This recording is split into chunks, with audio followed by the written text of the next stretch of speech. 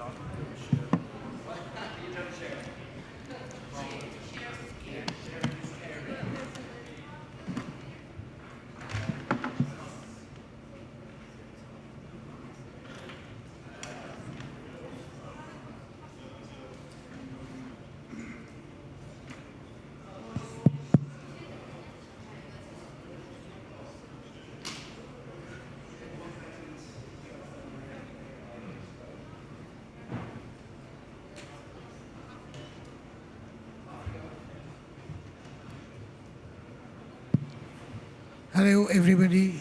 Thank you for joining us for this press conference today.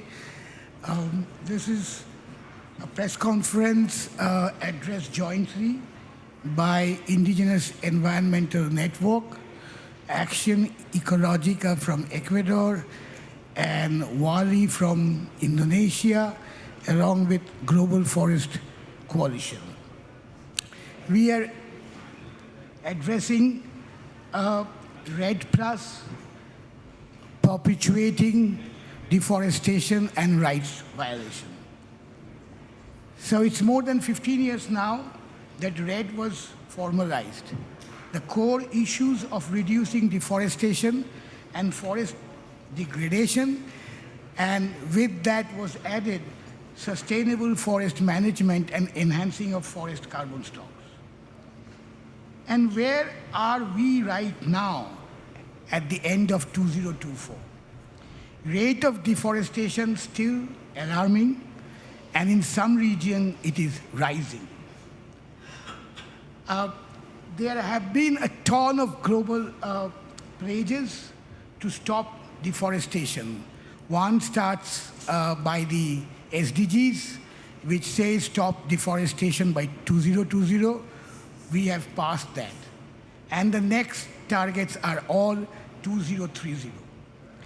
We are also in the UN Decade of Restoration. Now, all these 15 years, where we right now have data to show that even with the presence of REDD+ mechanism, deforestation has not reduced to that extent, neither degradation. How much money has been pumped into REDD+? Do you have an idea? Since 2008, almost up to 10 billion of public finance have been pledged. And now they say REDD+ needs 15 billion of public finance every year. Who have been funding the REDD+ program? From World Bank to Green Climate Fund, Norway, Germany, UK, US, and facilitated by UNDP and UN REDD program. So what have we got? See, the highest recipients of REDD+, 3 countries, Brazil, Indonesia, and Democratic Republic of Congo.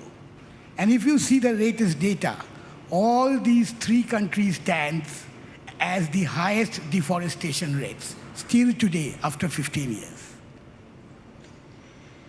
Now, why this money, which has been pumped to these countries, have failed to reduce deforestation.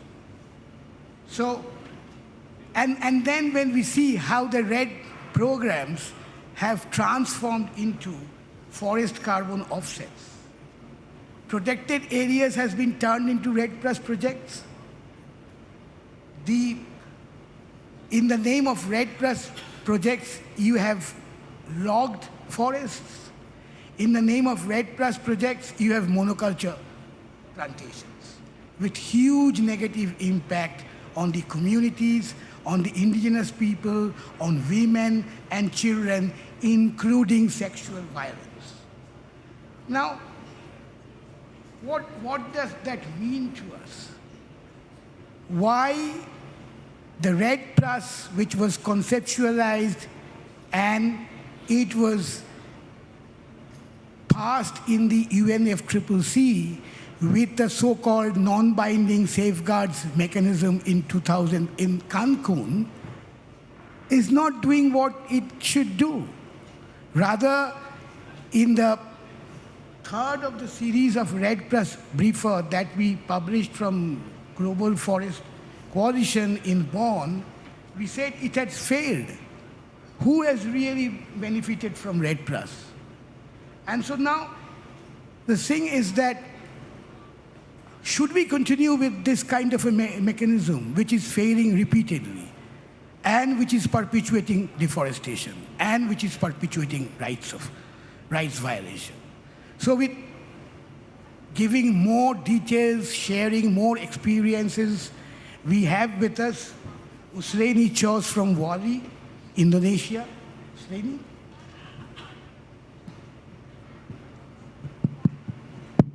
Thank you, Souparna. Yeah, I'm Uslaini. I am from Indonesia, WALHI. We are in Indonesia, reject the carbon trading as a solution to Indonesian climate crisis. It is the only protects the extractive industry in financialized nature, which contribution to the climate crisis and human rights violence. Carbon trading allow corporates or Annex 1 countries to exceed emission limit by offsetting them through market purchase instead or reduce emissions. So in symbols, carbon trading is just license to keep emitting to a license to keep violence human rights. So far, REDD policy and implementation in Indonesia have not served to reduce and slow down deforestation in Indonesia. Some of foundation, our position are follows. Extractive industry at the root of climate crisis. In Indonesia, during 2000 until 2020, Indonesia released 24.7 million gigatons emission into the atmosphere. Two sectors that is large emitters, the energy sector and the volume sector. The energy sector contributes 38% or 9 million gigatons of Indonesia's total emission. The energy sector, relative consistent every year, release large amount of emission. Even the future, the amount will be continue to increase, along with the increased amount of energy consumption and carbon trading policies that allow coal-fired power plants continue operating as long they carry out carbon offsite. Co-firing pollution in Indonesia, steam power plants, by mixing 5% biomass with raw material from energy plantation forests and the wash, and 19.5% of it is coal. This situation will be made worse by Indonesian government program, which is also being purchased internationally to build an electrical vehicle ecosystem that will extract nickel on the large scales in Indonesia. The area nickel mining concession in Indonesia reached 1 million hectares, and 700 hectares of it the forest area.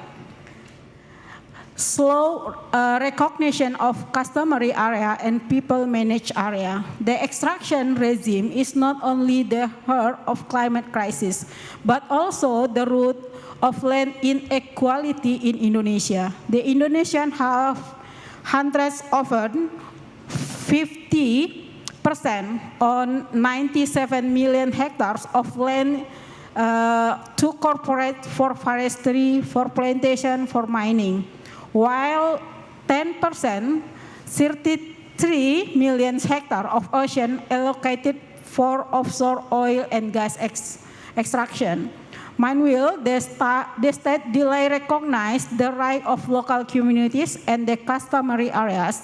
State corporates just 14 days to secure business permit, but for peoples, often wait years for land management right, with only 5 million hectare forest grantee for social forestry in Indonesia.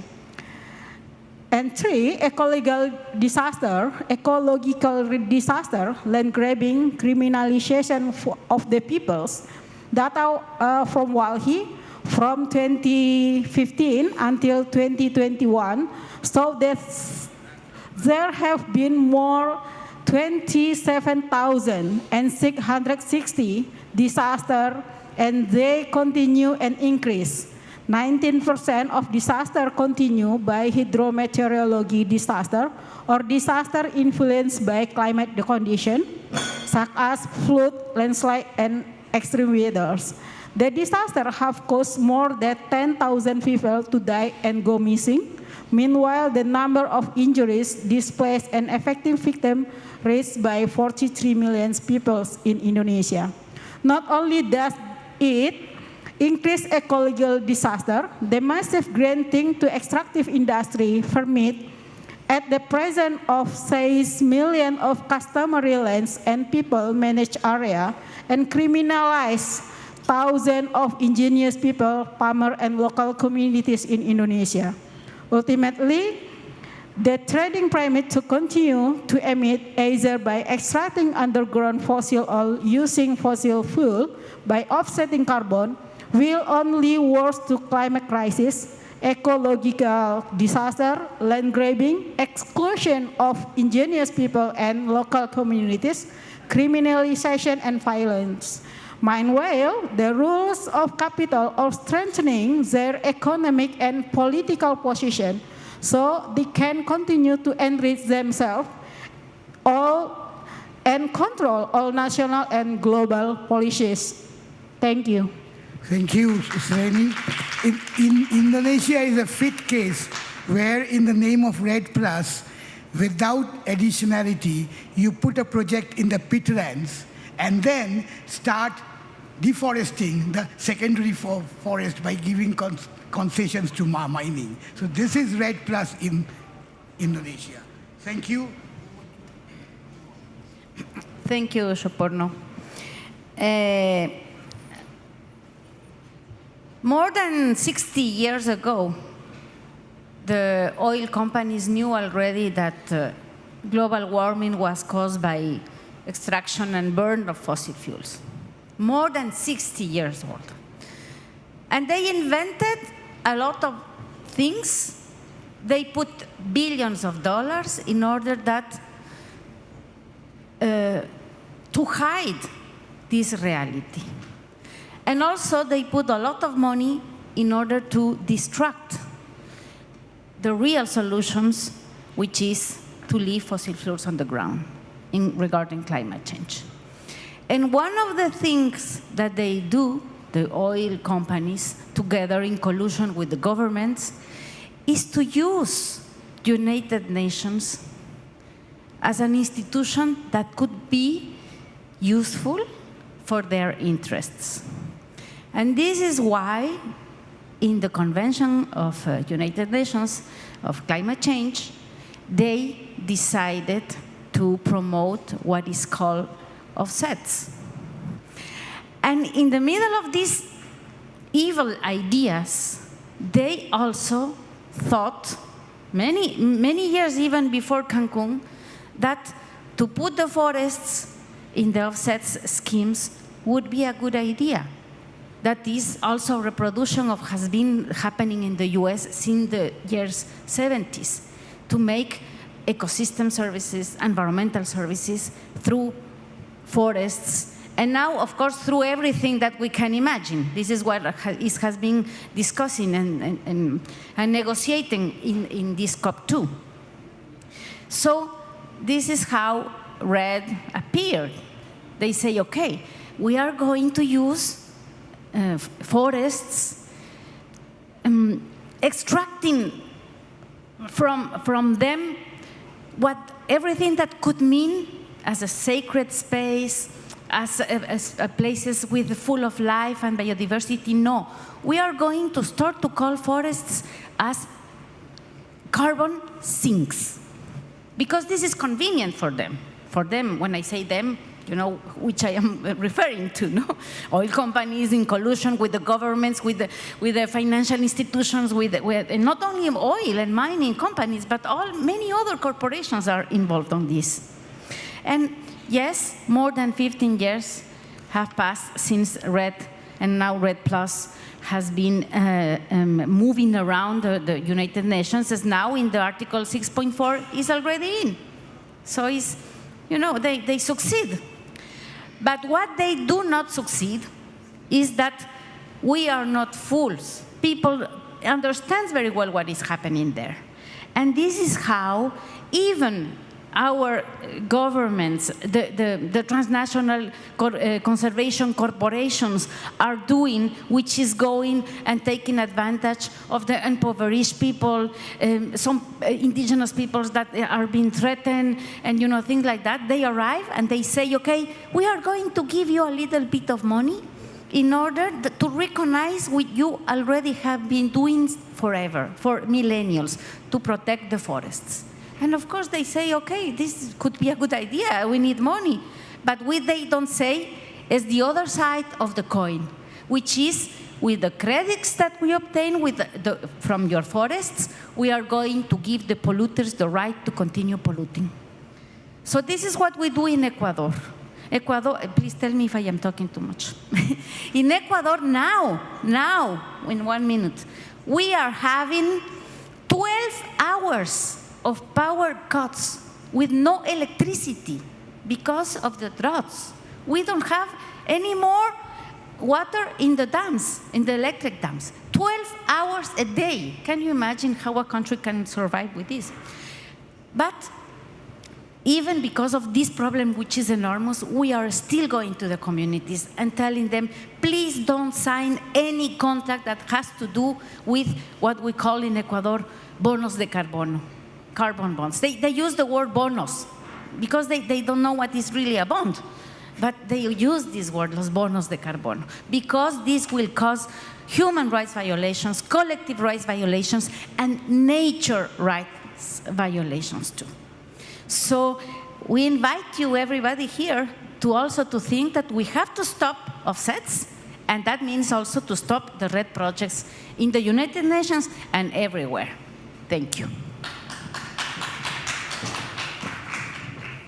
So what is happening is that a mechanism is neither reducing deforestation, on the other hand, it's actually allowing the polluters to further pollute and continue polluting. Now, we go over to Tom Goldtooth, the Executive Director of Indigenous Environmental Network. Tom? Thank you, Souparna. In 1854, the great indigenous visionary Chief Seattle from Northwest, what is called now United States, he asked this question: how can you buy or sell the sky? Now, 171 years later, the sky is being bought and sold on carbon markets, stock markets all over the world. So REDD, as you know, you've heard, is a UN-backed forest conservation program. The so-called maintenance of forests in the Amazon in tropical forest countries of the global south. And in this voluntary carbon markets, many REDD projects are used to produce carbon offsets. It's a complex system. These credits are purchased by polluting industries to claim they have reduced their emissions. And that's where we have some serious concerns in this world of buying carbon credits, REDD+. Although REDD+ supporters, they always claim that REDD+ projects protect forests, evidence has demonstrated that REDD+ provides a way for the fossil fuel industry and other polluters to continue business as usual, with evidence of fraudulent credits and evidence of their violation on the rights of indigenous peoples, and that these projects have failed to fully recognize the international principles of free, prior, and informed consent, already evidence of land grabbing, and causing serious divisions within our indigenous communities, but also local forest-dependent communities as well. These are only some examples of REDD+ projects within indigenous lands and territories that have become very problematic. My brother from the Hunaquai peoples of the Amazon of Acre, Brazil, who just left this morning, he said they have not received REDD money after agreeing to engage in the REDD initiative. The REDD project has created a huge division, and even they have threats of systematically being threatened if they question REDD. So we're very concerned of death threats because so much money is being proposed in these indigenous communities. In the country of Kenya, the Kasagwa REDD+ project has a documented case of the violations of not only the rights of indigenous peoples, but sexual abuse. In Colombia, we just came from Colombia at the CBD. We had people from the Paraná Amazon region, the Valpes area, and they brought information of how even the Supreme Court had heard a presentation of their rights being violated and has recognized that these are serious issues that need to be addressed in that country. One of the leaders claimed that there's fraudulent wrestling control going on at the local level, wedge between the locals who support the project, quick injection of promises of cash, and he said around this issue, it contaminates their people spiritually, physically. It destroys everything in this territory for money. So we are concerned about what we have called carbon capitalism, climate capitalism. And when we are bringing now traditional knowledge holders into these hallways of the UN, we are hearing reports on how participation in REDD+ project violates the sacredness of cosmovision, the sacredness of who we are as indigenous peoples. And the reports, an investigation article in The Guardian found that more than 90% of rainforest carbon offsets are that were certified by Vera. I don't know, Vera, if you're in the audience, but this is one of the largest carbon credit certifiers. They found that it's basically worthless junk credits that do not represent carbon reduction. So we're being promised to trust in carbon markets. Carbon offsets, REDD+, do not cut emissions at source. I'm not making that up. There's more evidence of that. It's not a climate solution. It's not a mitigation. Carbon markets are not climate finance. Indigenous peoples deserve direct payments in the form of grants, not these harmful offsetting schemes that seek to dispossess and to commodify.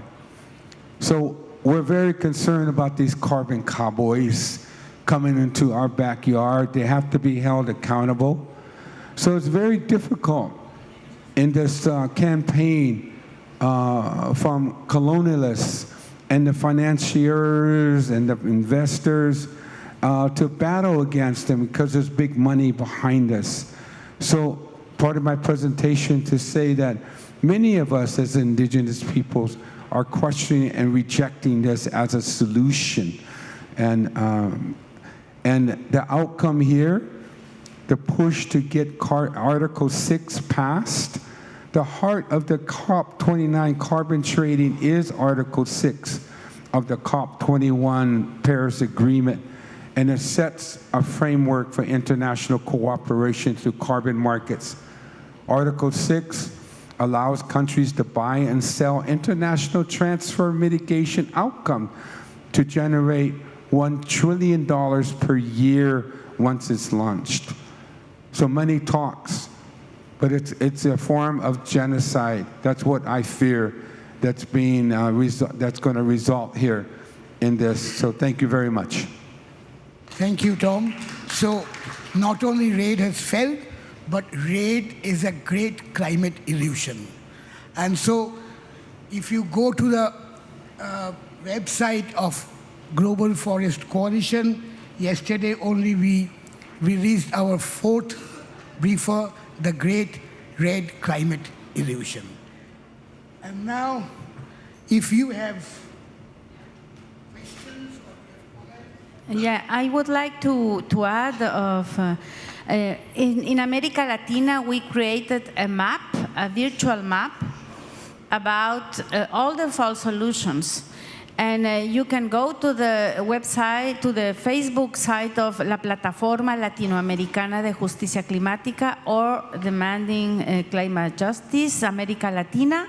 And you can look for also the webpage www.mapafalsasoluciones.org, and you can find almost 100 cases of false solutions that are included in this map, and we are going to include this year another 100 cases, so it will be a database very interesting for you. Yeah, just to go back to the audience, if anybody have questions, any media people who have questions, we have a couple of minutes left.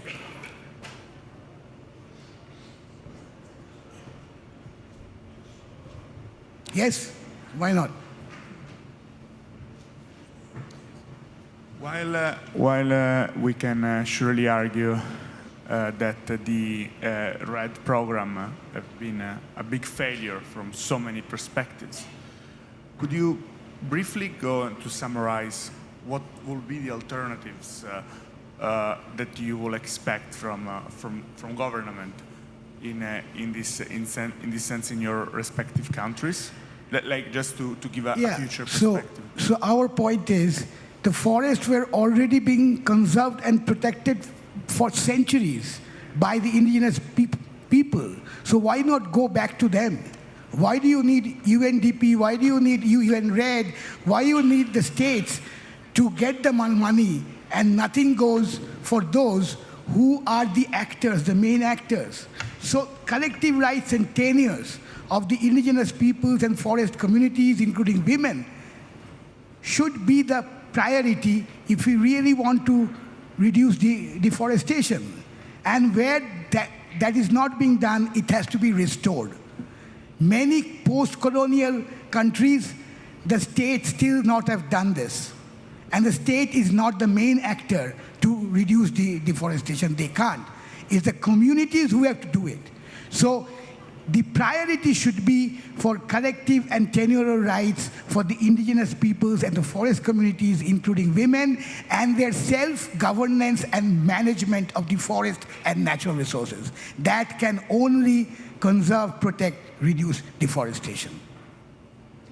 And the alternative, I mean, I agree that the state or donors can give the indigenous communities and campesino communities, fishermen, etc., to help them to continue effectively doing what they have been doing for centuries, but not in exchange of any carbon credit, not in exchange of anything that will cause the destruction of their own territories because of climate change or to destroy other indigenous or local communities' territories.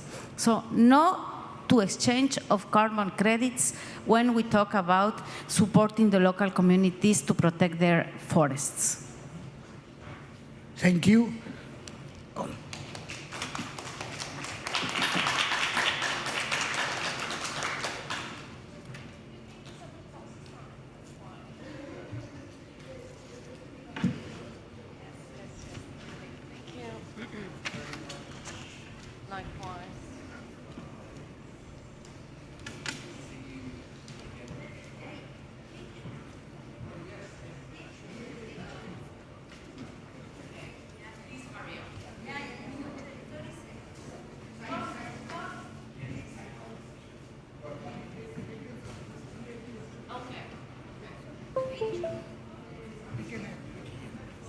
We can have a picture here.